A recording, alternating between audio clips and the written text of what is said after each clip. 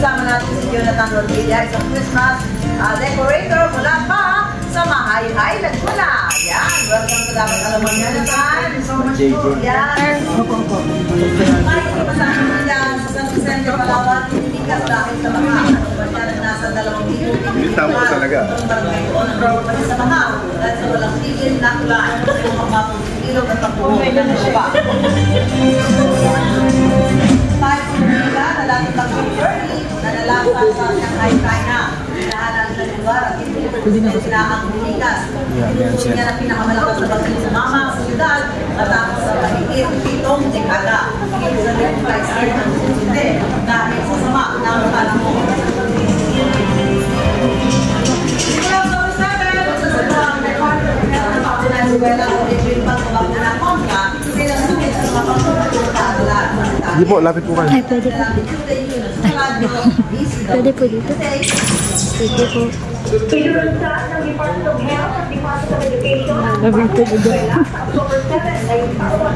Makapito ang National Immunization Program na naglalagay mahabol ang ilang taon na wala sa mga bata na hindi nakakuha dahil sa pandemya ng COVID-19 o tinatawag na catch-up vaccination. Sa first briefing sa Paranaque, Gagamitin natin. Gagamitin. Gagamitin. sa mga kaputikong pangalaman ay grade 1, 4 at 7. Ay bigas, rubella, pentavalent vaccine, pertussis, Hep B, influenza, at polio. Ang mga grade 4 na batang babae naman ay bibigyan ng human papillomavirus vaccine o ang anti-cervical cancer vaccine. Ayon kay Rebosa sa October 7 and kick-off ng bakuna eskwela sa Dr. Alejandro Albert Elementary School. Pagkatapos ay magiging tuwing Biyernes na ito sa buong buwan Oktubre sa lahat ng mga pampublikong paaralan sa bansa. Target ng DOH ng mga pagpaputan ng 2 milyong mga bata o 95% ng mga bata kada taon. Samantala, magpapapuna rin sila sa mga buntis na laban sa tetanus at diphtheria habang pneumococcal vaccine naman sa mga senior citizens. Para sa Tatingin niya ate. Tatingin niya. Kung nagano. Salamat! Today yun sa radyo DCWT.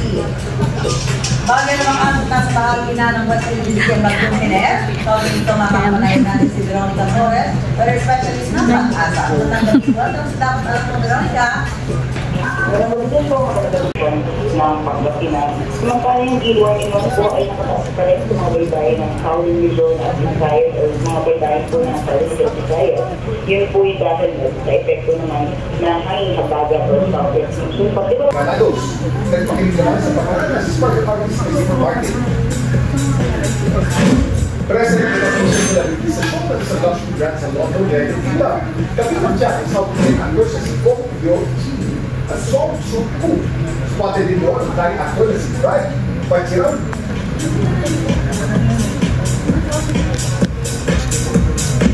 Kabilang pa rin ang dalawin na Ilocos Norte. Dennis, yung yung mga kababayan natin dyan na ang hanap buhay ay pag-isla, ang sinasabi sa kanila ngayon ng mga lokal na pamahala. Pinapayagan ba sila pumalaot o hayaan mo na makalabas ng bansa at pumunta ang kanilang kanang sila payagan na makapag-isla ulit? Hindi na pinagpawal ang mga pagparaot ng mga lugsda asusan kaya. At ang Pinag-yung artist na naging karamanan sa line of tournament abroad. Mas masalaking mga balita ang Pinag-yung artist na si Johan Chua was sa 2024 Zen and Lima Open Line of sa Shanghai, China. Dati ka rin nanalo sa kanya sa 2024. Taong nagkain na ang Fire Dragon Dance sa simula sa Hong Kong sa China. Marami nag-abangat na noon pero isa din sa inabangan ang Fire Dragon Dance version ng ilang kabataan. Yan ang maliit na versyon ng Taihang Fire Dragon Dance UP na tinawag na Little Fire Dragon. May hapa itong 20 meters at ginamitan na 10,000 LED lights sa halip na insenso. Lalaki ginawin ng isang tulay sa Istanbul na namomonita sa Asia at Europa kahit ang movie. Walang inahan sa kutsawin ni Jan Bruce sa Boston. Ngayon, Vermont, simulan na naman mag-decorate ng bahay para Pasko Fields na. Mawala ng Christmas tree. Para makuha na niyo po malaki. Ang tanong, paano nga ba magagandahin muli ang itinabing Christmas tree noong nakaraang taon? Aba, mga suki, listen carefully. Ang bisita natin ngayon may tips para masiguro mukhang bago ang galing sa taguan na Christmas tree. Kasama natin si Jonathan Rodriguez, isang Christmas decorator mula pa sa Mahay-Hay, Laguna. Yan, welcome to Dapat Alam Mo, Jonathan. Thank you so much po. Yan, okay, Jonathan, practical tayo siyempre. Na yung ginamit daw nakaraang taon, pwede pa naman gamitin ngayon, lalo na kung yung mga Christmas tree. Ano yung pwedeng gawin ng ating mga suki para magmukha pa ganitong bago? Yun, mga suki, basically yung mga Christmas decoration po natin mula nung nakaraang taon, pwede po natin itong mix and match, bigyan po ng bagong tsura or mga design. Especially kung gagamit tayo ng mga ribbon natin na talagang gusto talagang... Pwede iyan kaya plastic na, pwede pa ulit. Yes po. Kaya i-advise po tayo na lagi po natin sinasabi sa mga pag-decorate ko na kung maaari po yung mga ribbons natin, hindi po ito kinakat. Tapos yung mga pagkatouch po natin sa Christmas as much as possible, hindi po tayo gagamit ng mga lugar para kung nilagay na po natin po sa Christmas tree, talaga dito at ginamita ng kahit ng pang-tikit, pwede po natin yan ng bigyan, pwede po natin itong bigyan ng may bagong itsura design pagkalagay na natin sa Ayan, ayun. Ano lang pala naman, paano ba ako gumagawa sila? Wala ang dali.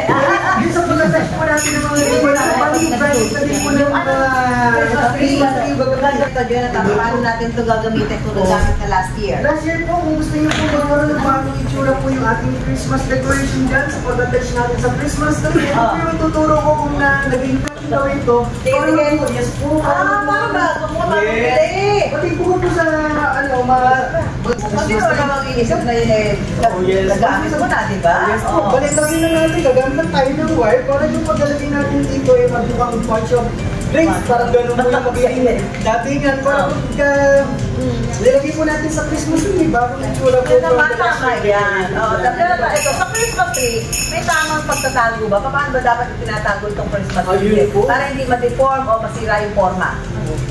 Ayun po sa Christmas tree po natin, as much as possible po yung mga Christmas tree natin. Kung ano po natin yan nabili dati, kailangan ma-make sure natin na pagtatago po natin yan, nakakompress po natin na intact na intact. Hindi nakaligo-ligo. Yes po, para may masan po yung pagkaputol-putol, yung mga branches, magusot yung mga PVC natin dyan, katulad mga brush So, make sure na nasa talagang tama nilagyan. Yes. Kung hindi po natin naingatan yung mga box po natin sa binilan natin, pwede po tayo gumamit dito ng mga storage box para mas ma-preserve natin at hindi po natin masira yung mga ornaments. Oo, para mapaganda rin natin. O yan ako mga suki, hindi naman kailangan bago ang lahat, lalo na nalilipid tayo. Diskarte at tamang pag-iingat lang sa ating mga Christmas tree at decorations sa suki para yolo ang disenyo ngayong Pasko. Maraming salamat, Jonathan, sa iyong mga tips at para sa mas maaga ang Merry Christmas na natin mga. Alright, thank you so much. Yan.